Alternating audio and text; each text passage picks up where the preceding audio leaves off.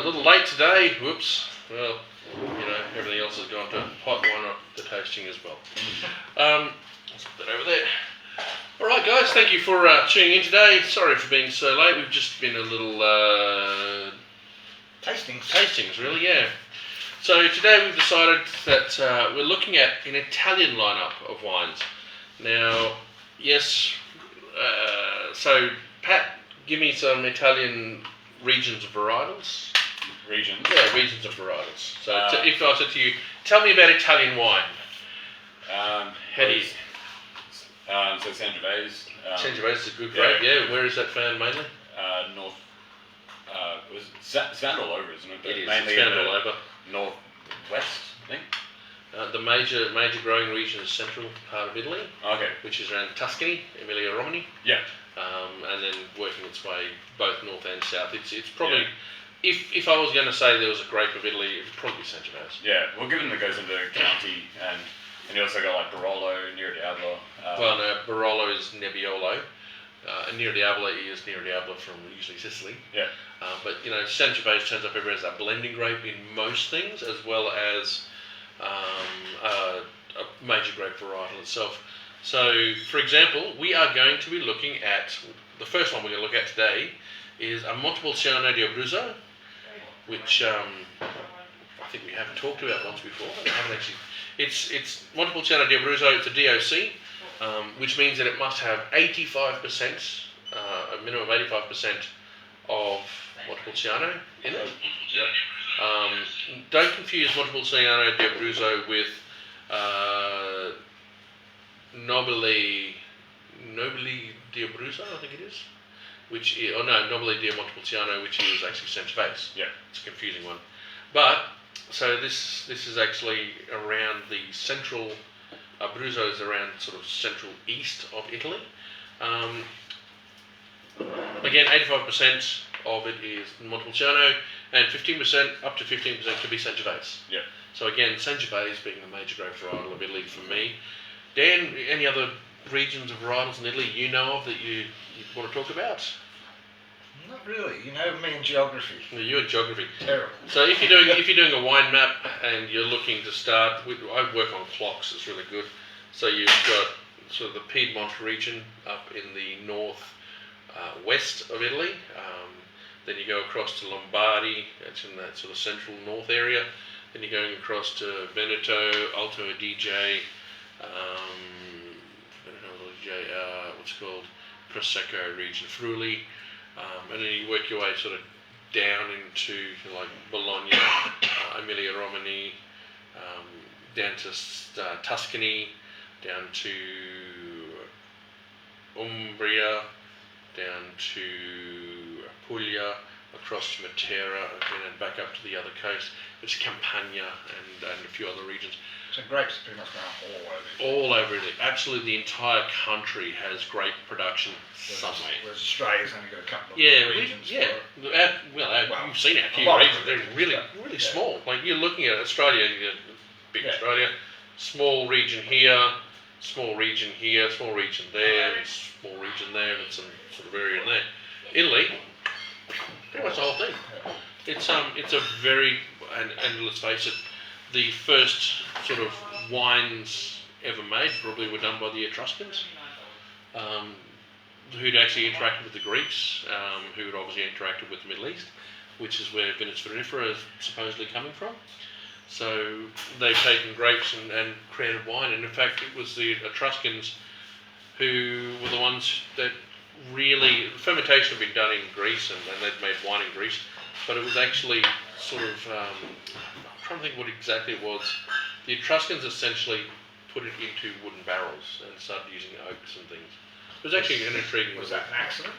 No, I think it was a transportation method, and they found it brought something to the wine. Yeah. So they needed something else. So proper winemaking. You could say comes from Italy. Kind of. Yeah. Well, that's what the suggestion is. Greece will argue against it mightily, but when I was over there, we went to the Accademia in the Accademia in Florence, and the guy took us through a history of wine. And in fact, if you go to the Cité de Vin in Bordeaux, in France, they'll actually talk about the travelling of grapes across the Mediterranean to Greece, and from Greece Phoenicia, and Phoenicia to Italy, and then Italy across to Spain, and then up north into France. And they'll talk about that as the expansion of the Roman Empire, particularly was what brought those grapes across. And then into the New World, when other empires like Spain, Italy, the Dutch even, would go to places and need to produce alcohols. Did they take cuttings, or would they Cuttings, just take yeah. like potted plants? Or No, they take cuttings. Yeah. Definitely. They'd have some sort of stock. But yeah, as I said, it was intriguing. But yeah, as I said, the Etruscans were probably ones that at first were acknowledged as the wine makers of Italy, and the later Romans, then, because the Etruscans kind of finished up in about 800 BC. And in fact, there's not as much information on the Etruscans as I thought there would be. But so we're actually going to have a look at, as I said, this is Montepulciano di Abruzzo from Sodno di Ulisse, Tenuta. Okay, so this is a DOC 2018. It is 85% Montepulciano, and I reckon probably about 15% of Sanjo. But what's your opinion of it, Dan? You've tried it? right. Yeah. I love it. It's an entry level Monty. But it's not entry level when it comes to the oak. No, There is oak's oak good. on this, The which fruit's is good. yeah. The fruit's great. The grapes are they're very healthy. Yeah. It's a newer winery, and honestly, you sometimes get like barnyardy and hay shed notes, which can be viewed as faults in some places. But a lot of Italian wines have those, and they actually talk them up even. But this one is very clean, very pure of fruit. Really well. Yeah, and it's got oak, which is unusual, especially that it seems to have like it's probably Hungarian oak, but it's got So those vanillins. Italy doesn't generally. No. The only time you ever see oak on Italian wines is generally new young gun winemakers using French oak or Hungarian, young gun winemakers to, trick up their wine to give it more flavours. It's got deja vu. Yeah, no.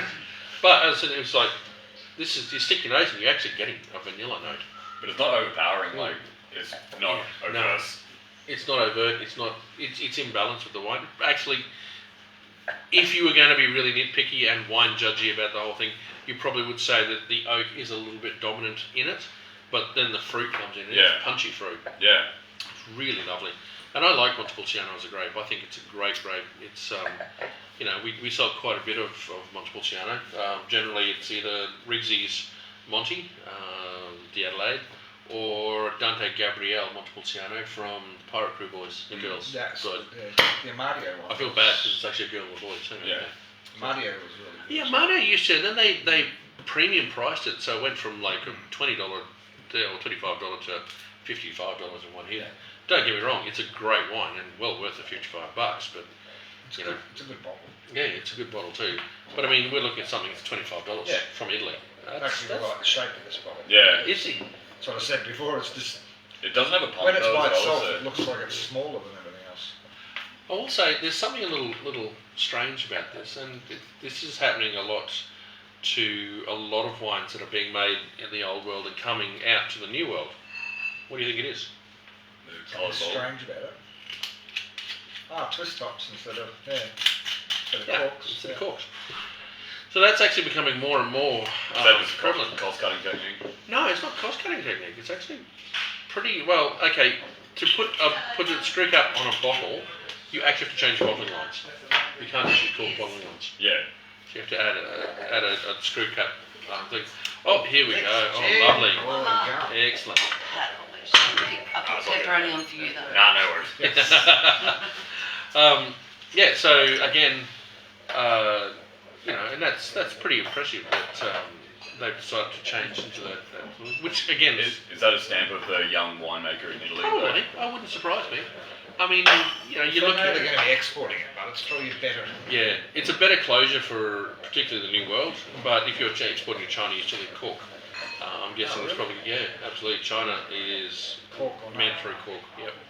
Is that Is that Not a like license thing for? Or No, it's an export thing. If you're selling wine to China, you must be on a cork. Oh.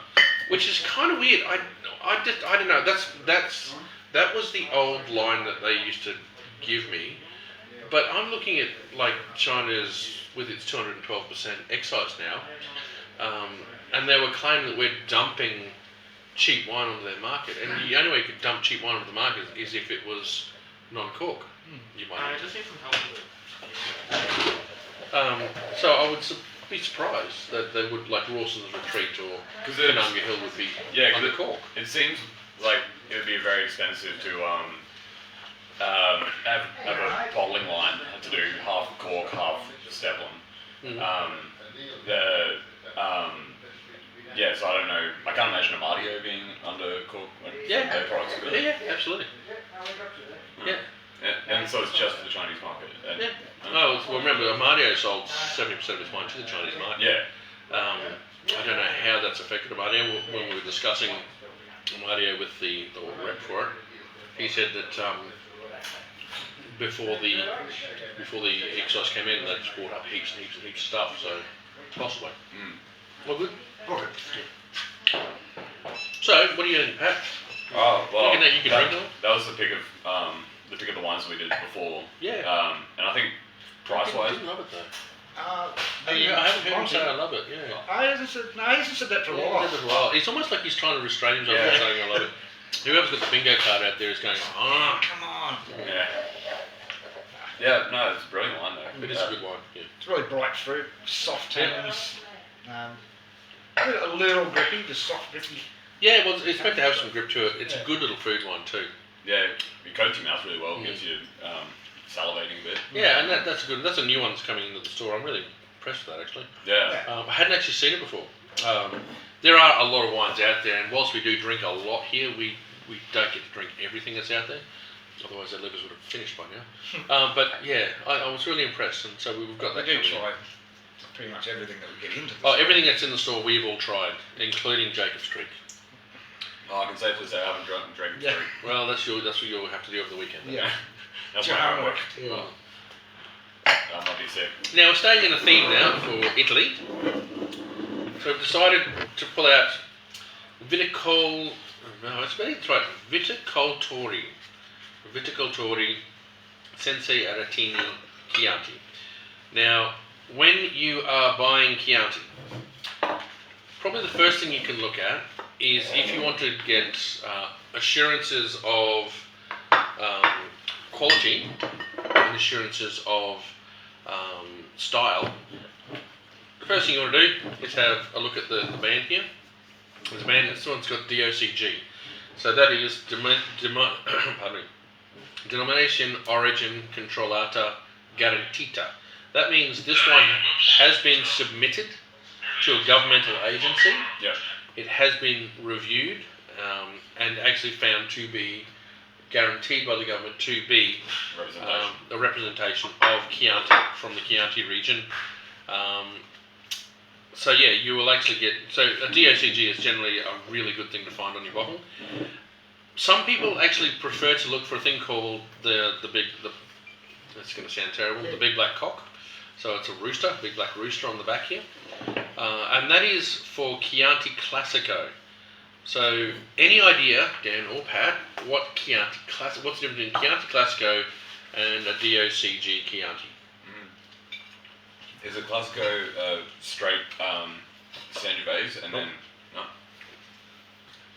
Just the actual region where it is, isn't it? Correct. It's made in DOC, it has to be made in a certain area. Mm-hmm. And the other one is DOCG. This is DOCG and it's not Classico though. Yeah, so it's a general. It's in a general region. You're actually right with the first part. So Chianti was traditionally made in, I think it's 6 different regions in Tuscany. Then throughout, I think about the 50s and 60s and into the sharecropping times of the 70s and 80s, they started making Chianti all through Tuscany. Everywhere would do it. They'd plant grapes and start making it. But the regions, the classic regions for Chianti, they decided to define those ones as, classic regions for Chianti or Chianti Classico. and it's usually between Florence and Siena.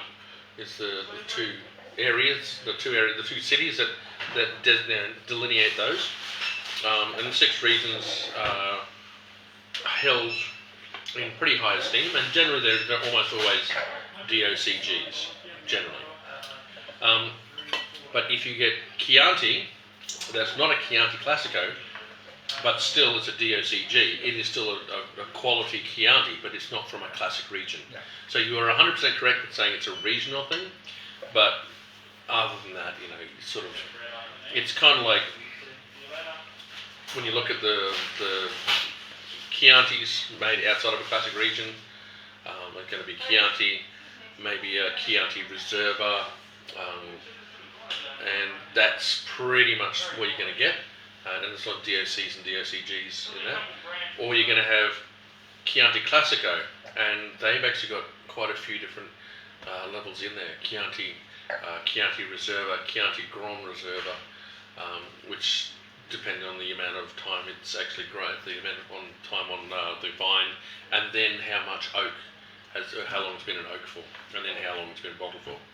So they did release a Grand Reserva appellation for it, or an area, not an area, sorry, a level for it, and that's going to be 30 months, I think it is, on oak. Doesn't have to be brand new oak, but it has to be oak.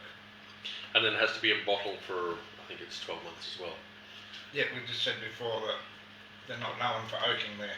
Oh, no. So generally overall in Italy, you are using lots of old oak. Oh, okay. So to see new oak on a wine, or even 1 or 2 year old oak on a not an expensive wine is very unusual. So it's not something you see generally all over the place. So obviously when you get to reservas, they're going to have oak on them. Well, that's not even a reserva. No. So, yeah, but this is anyway, so we're going back to this one. Now, this one used to be under cork. Screw cap. I thought that was an interesting thing. So, what are you looking for in a Chianti? Sangiovese. Well, that's a good start. What are you looking for in Sangiovese? What is it you look for? What's the style? It's usually good fruit, like upfront sort of fruit to it. What sort of fruit? Not plummy, so more blackberry, more black fruits. Cherries. Cherry? Red cherry and mint. Oh, I mean, yeah, I remember that one, yeah. But I don't think I've ever got the mint. No, we had one the other day that... look for a herbal quality. Mint, thyme, any of those sort of things.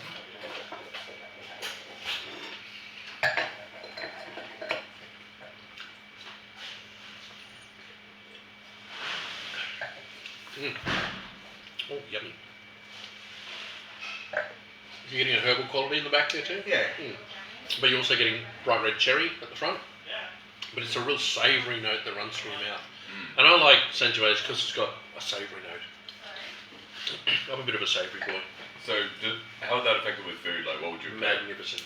Yeah, how would you pair it though? With meat or? Oh, so essentially Sangiovese-based wines, like Chianti particularly, great with pretty much anything but meat, tomato-based dishes, pizza, pasta, because it's got a bit of oil and stuff. It's all Italian. Yeah.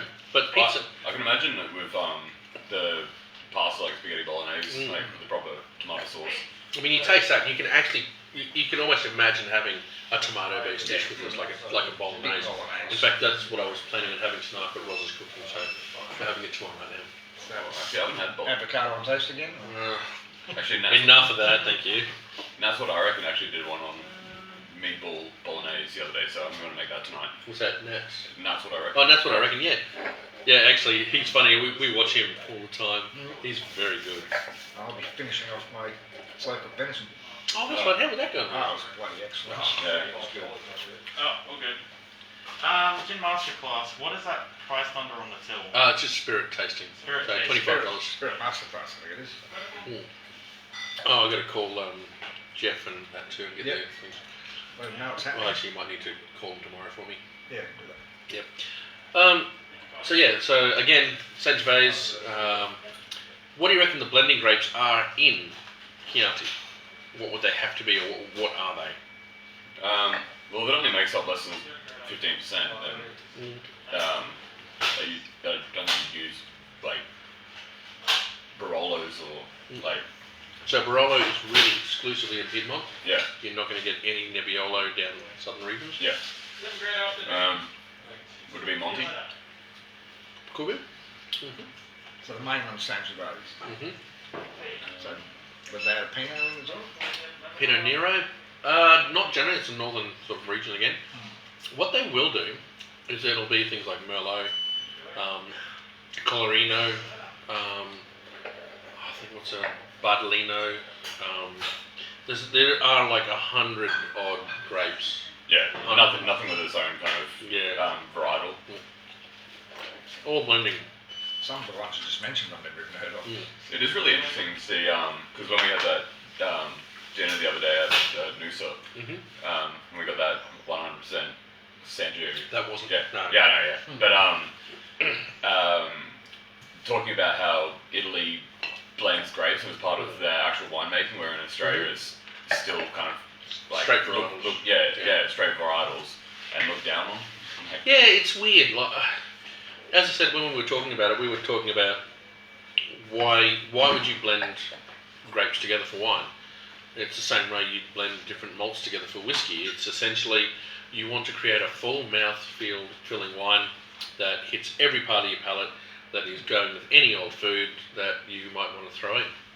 And the whole world does that. The flavour profiles you can play with. Yeah, exactly. Because in Italy, don't they have like house wines? Like if you have a restaurant, you'll be blending your own wine in the back room. It all depends. Sometimes so any winery. So when I did a bit of work for Mazzi, I went to they actually had a range of wines from other Italian producers, but if you just wanted the house red, it was essentially their own blend.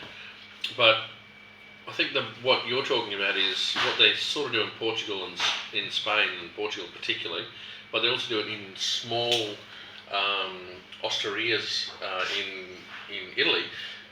His mum and dad will actually have grapevines. They'll go pick the grapes. They'll actually go get make it at the local co-op using the co-op's equipment, and either bottle their wines or everything from bag in a box they might do as well. So casks, or they might even just have a wooden cask of wine. Well, you just dump your cup in like a Just turn the tap, So just your own barrel. One of my favourite restaurants that I went to when I was in Piedmont, I got sent to this place called La Verandia. This is the veranda, and it was run by some ex-Red Army faction people who don't even speak English. And I went down there, and I had never experienced eating an Italian-style dinner. I thought I had, but I was wrong. So what they did is they started with antipasti, which was a wooden platter with just heaps of salumi and like cheeses and figs and capsicums and things like that. And so we're eating all this Jerusalem artichokes and stuff. And going, oh my god, this is so lovely. This must be your first course. Oh well, let's not eat too much of it, but it was huge. It was a massive thing. And we ate that. And we ate most of it, and we said, let's take a pause for the girls. And then the girl comes out, and she turned around and went, Primi. And I went, oh yeah, cool. So out comes a plate like this with a massive amount of pasta with wild boar pig ragu through it. And it was just delightful, and we're eating it, and it's just like, and we're stuffed. That's it, 2 courses, we're done. And she comes out and goes, oh no, sorry, I tell a lie, that's not how it worked. We did antipasti, and then she brought out carne crudo. So carne crudo is literally Piedmont beef, really finely chopped, lemon juice, olive oil, salt and pepper, and it's turned into like a sort of a steak tartare type thing.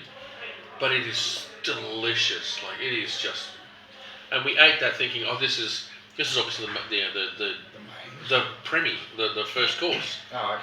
And then she came out and said primi, and it was like this big bowl of pasta and stuff, and so we ate that. We're stuffed. We're now full. Primi, what does Primi mean? Bring more. First. It's first one. And then there's this, and she comes and goes, Secundo? And I'm like, what? Secundo. Meat. Course. And I'm like, so the first course in an Italian, so you got antipasti, Yeah. then you have primi, which is usually pasta, Yeah. secundo, which is the meat, and generally it's like they'll cook up some meats and put that in front of you, and then after that, dolce, which is sweet, and it's like, okay, we were stuffed after like halfway through the primi, and she comes out and goes secundo, and we're looking at each other going, oh, I'm going to explode, and so literally we just looked at each other and went, this is crazy, we can't eat that. And we felt really bad because we didn't want to, like, this is our first week in Italy, we don't want to offend anybody. It's like, oh, well, we've got to, so, and so I'm just forcing my way through the meat. Like, I'm a big boy, I can eat a bit. But even I'm just like, oh, I don't know if I can do this. And I'm just really... Pasta would have got you. Pasta did me. I was done at the pasta. And then she goes, dolce. And we'd been waiting for dolce because they supposedly did the best, and I can't remember what it's called. It's a dessert. It's an Italian dessert. You see it on MasterChef all the time. It's got a little wobble to it. Jelly. No, close though. It is. It's not gelato. It is panna cotta, and it's like panna cotta, and I'm like, panna cotta. It's a small. Yeah, I'll fit a panna cotta. Yeah, no. Came out in a block like this, and it was the most awesome dessert I've ever eaten in my life, but I just could not do it justice. I was like, oh, I've got to get it down. Huge. It was enormous. I was done, and we drank. We said, just give us, and she says, oh, vino, and I said, oh, what else? Okay. And she goes, Reserva, or, and I went, yeah, give us the most expensive one. Who is it? Who is that it? my mum? Peter someone. It's not my mum. Peter Dan something, I don't know. I can't even hear him, he's on the car. Okay. Anyway, but it was so full. Good, mate. What's the average weight of people in Italy? Because that's Actually, like very small. that's what I like. Because the idea I have with like Italian people is like slim, athletic. Yeah. And I don't get it, man. They eat like that. And I just looked and went, I will die if I continue to eat like Yeah. this. And that's just a night for them. That was, but I think what they do is they'll actually have antipasti, or they'll have a primi. Oh, okay, they won't. But we did the full shebang, and at the end of it, I walked out and I went, oh my god, that's going to cost us hundreds of euros. Yeah. This is going to cost us a ridiculous amount of money. It's well worth it. Like the wine was fantastic. We had 2 bottles of red. We had, as I said, we were stuffed. We were just over full. And I'm like, oh wow, that's just great. It's going to cost us a bucket load of money for this. And it was like €40. Really? Yeah. Speaking of wine, I think we were supposed to be speaking of wine. Oh, wine. Yeah. Now we're going to be doing. Yeah, terribly sorry about that. I think we've lost a viewer. Drop down one. No. Yeah. Well, terribly sorry. Probably Pat. It was probably Pat. Yeah. Okay. So this is a decanter silver medal winning wine. Now this is one we have tried before. This is take 2. This is take 2. The first one we didn't enjoy as much because it was quite old. This one's a 2019. So it should still be pretty fresh. It should be very fresh. This is a Pinot Nero, or actually they call it Pinot Noir, which is kind of weird. I'd call it Pinot Nero myself, but they're obviously appealing to a mass market in Australia.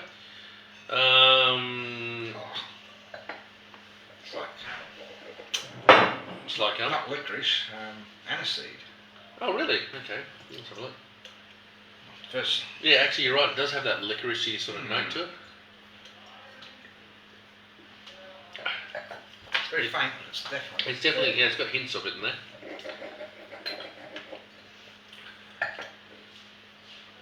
Red fruits. A lot better than last time. Yep. Very soft too. It's got a lot of acid to it, which is unfortunately what Italy's known for. Italian wines are generally higher in acidity. bit of meatiness in there as well, I guess. Yeah, I'm not in love with it, not against it. So I'll steal these olives. I love olive. He was saving them because he loves them too. Yeah. There's not a lot of fruit there. No. It's quite bland, really. It's got tannin, written. It's got some tannin. Yeah, I'm not in love with it. Yeah, I don't really get too much fruit. Like, No. It's from Veneto as well. it's got a bit of resistance, just not anything with it. So unbalanced. Yeah, it is definitely unbalanced because the acidity is quite high. Just take a minute there. I just want it to let go at the end. I will say this is, yeah. As again, I think the first time we did this, we went. The packaging is awesome, Yeah, but I'm not in love with it. yeah. It's hard. Anyone got a winning result on that one? On that, no. Yeah.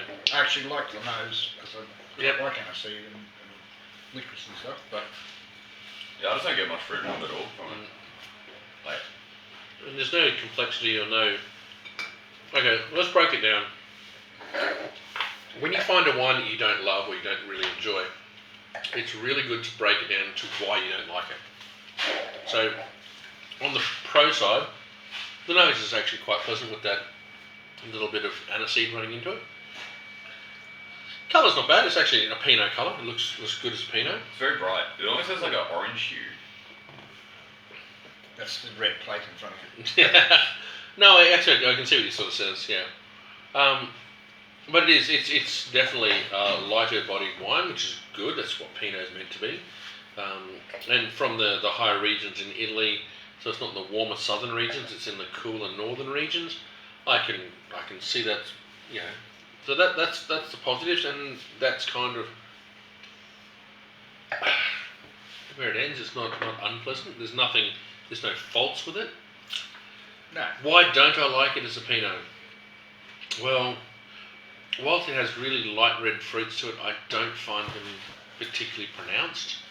I would have to say there's no real persistence. It finishes quite short. The fruit Yeah, definitely finishes it's short. short. The acidity is a little bit unbalanced.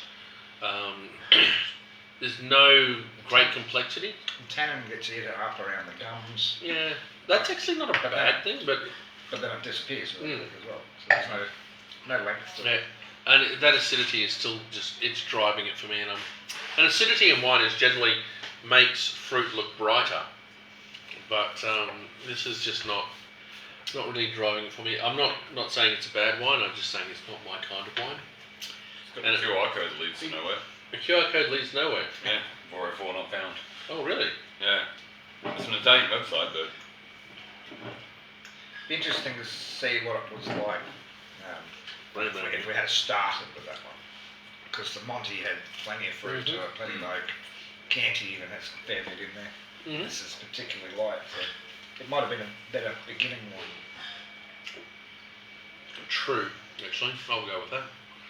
But I'm just kind of comparing it in my head to the. well, we're about to look at that one in comparison. And we did this one first for a very good reason. Why would we do this one second? Yeah. Well, we've already had it. No, but why would we do this one second over that? Um, One very obvious reason. They're both Pinots? Both the Pinots, it's an Australian one. that's right. Yeah. So it's New gonna be- World. So therefore it's a lot warmer climate, so you're going to have a lot more punchier fruit. And usually secondary winemaking.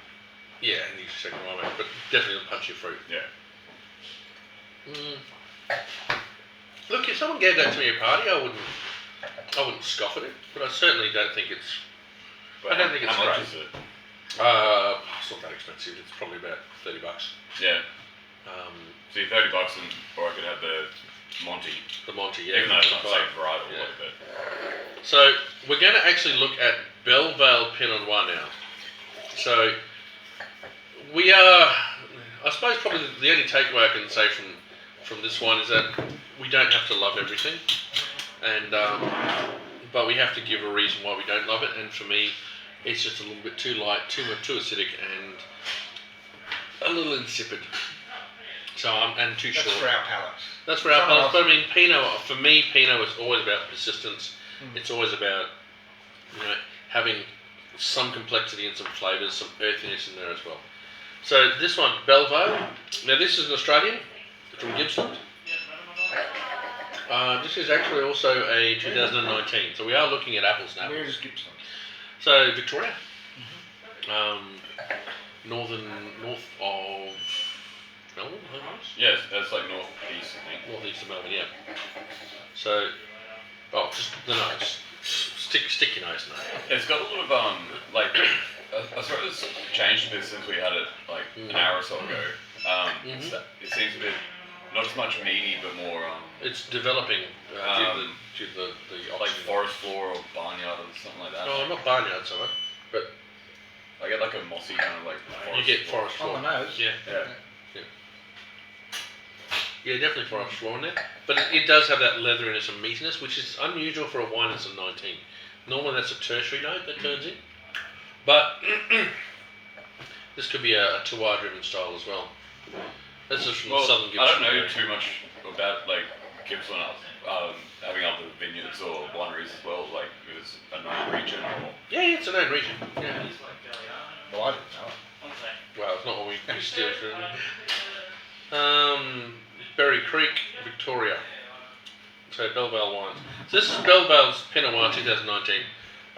Actually, I was really impressed with this. Honestly, I really liked it, and considering it's $25 a bottle. Yeah. Oh. That's good. And the nose, like you stick the nose there, and you get Pinot. You are Definitely literally, opened up since we opened it.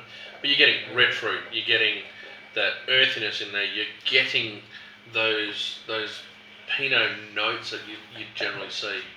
I don't really get the like umami kind of flavors though. Like, Really? yeah. I get the forest floor, but Well, I don't know about. I don't get huge umami on Pinot generally. oh really? I thought umami was like a kind of normal taste for a Pinot. Not that I know of. I know it goes well with the umami flavours. Oh, maybe Those that's umami it. flavours. But no, I I. don't know what an umami flavours are. Microwave mushrooms. Oh, okay. Yeah, and that's what umami is. Essentially, it's a real, it's an earthly, savoury sort of style. In fact, if So I you like them, I just didn't know what they yeah, funny part for me is when we were doing wine tasting, and they started bringing up umami, I was like, yeah, I'm like, what the hell's umami? Why do you keep saying that word? Yeah. Oh, it's umami. I'm like, where did this umami come from? Why you just say mushroom? Well, it's not. It's actually the savouriness that comes from it, like that. Well, because they talk about like it being like because you got like sweet, savoury, Yeah, sour, salty, yeah. salt. It's like one of the Oh, actual so it's tastes that you sense. get. Yeah. Oh, So it's describing the taste of like that mushroom. But here's the thing, though. Up until 1990s, that term Yeah. never existed. Yeah. It wasn't until we saw Asian cooking, particularly Japan, that it would actually. and they be started brought. putting them on TV. Well, yeah, probably as well, actually. But no, that Belvale's just that's great. I mean, like, so in comparison to the last one, it is a lighter styled red, like the last one. The nose, far more pronounced, much more fruit. But you're going to get that from Yeah. you're going to get that from a New World wine. So If we had that liquid in that bottle, Yeah. it'd be an absolute winner. it'd be an absolute banger. Yeah, the funny part is, alcohol-wise, they're not far apart. So it's 12 and 13.8. Yeah, quite light actually. But like, I'm still getting the persistence now. It's continuing on and continuing on. I think that's a really, really lovely wine. I'm actually quite What impressed. lucky we're getting it in store. Well, luckily we do have some in store. That's great. But I will say, yeah, I'll definitely go. The Belvale's a bit of a winner for me. The Italo Sescon, not really.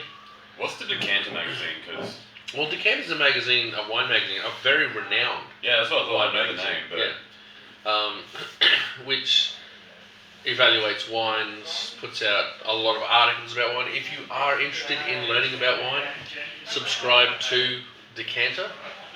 Is a very good one, and subscribe to Wine Spectator is another one.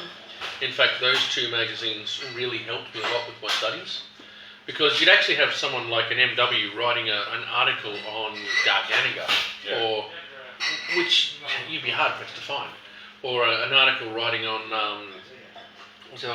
the use of oak on old world wines.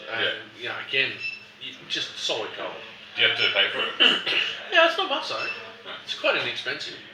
But if you do enrol in a WSET course, they will give it to you. Okay, sweet. But otherwise, okay, so out of today, what wine has really floated your boat there, Pat? My winner is definitely the Monty. Like that was Dan? I like the Monty, but that other Pinot. That's Belval Pinot, it's pretty good. Yeah. And I'm torn because I like both of them a lot, but I'm going to go with the Belval. But that Monty, I drink that every day. I'm going to tie break you and go with Pat. Oh. Go to Monty. Yeah. As I said, these two are the big winners for us today. I do like the Chianti. I do think the Chianti is a well-made. for $25 a bottle. $25 is fantastic. Yeah. Considering I think it goes from 25 to 40, essentially. But definitely those are ones we thoroughly recommend. So on that note, we might continue drinking. We don't even have this one yet, but we are getting it in. So Friday. It'll be here Friday. So anyway. maybe I'll put it in the system by Sunday. Yeah. I'm on Sunday. Yeah, thanks guys. Anyway, drink well, drink like a savvy. Cheers. Cheers. Yeah.